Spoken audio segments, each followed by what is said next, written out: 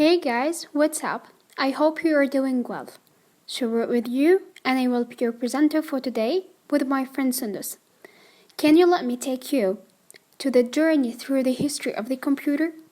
Okay, let me think that you say yes. So let's get started. And now, let our plane fly to the first destination we have for today, that will be in 1801, especially in France by someone called Joseph-Marie Jacquard that invented a loom that used the wooden cords to automatically weave, and with a fabric design, and all the early computers in this time used the same cords. And now let's move to 1822. The English mathematician used a calculator machine that computed the tables of the number, and this is the first table of the number of the world.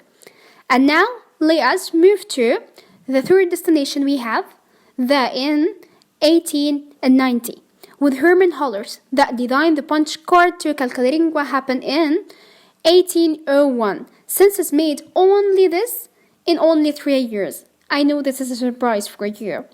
And also save 50 million from the government money and establish a company which has become in the future IBM company. And allow our plane fly to the last destination we have in the sport, that it will be in 1937 by G.V., the professor of the physics and the mechanic that built finally the first computer and used OS 360 system that built an IBM company. And it developed so anyone can use the same calculator in the same time, and this is done by keeping all the programs in the memory and executing each user's program for a short period. Thus, so can anyone on their computer. First generation from 1940 to 1956. In 1940, the computer worked by vacuum tubes. I think all of you asking about what is vacuum tubes. It's an electronic tube used to amplify, تضخيم, and manipulate the frequencies. It's used in many different electronic devices like TV, computer, radio. In 1953, Grace Hopper develops the first computer language. Second generation from 1956 to 1963, we start using transistor instead of vacuum tubes. What is transistor? It's used to control the flow of electrical. Third generation from 1964 to 1971. In 1969, a group of developers produced UNIX, the first operating system. In 1970, we have the first dynamic access memory, DRAM chip. Fourth generation from 1972 to 2010. In 1975, Steve Jobs started Apple Company. In 1977, Radio Shack produced TRS-80 and it sold like crazy. In 1980, its first laptop. In 1981, the first IBM personal computer called Akron. In 1994, become gaming machine. In 2006, Apple make the first MacBook.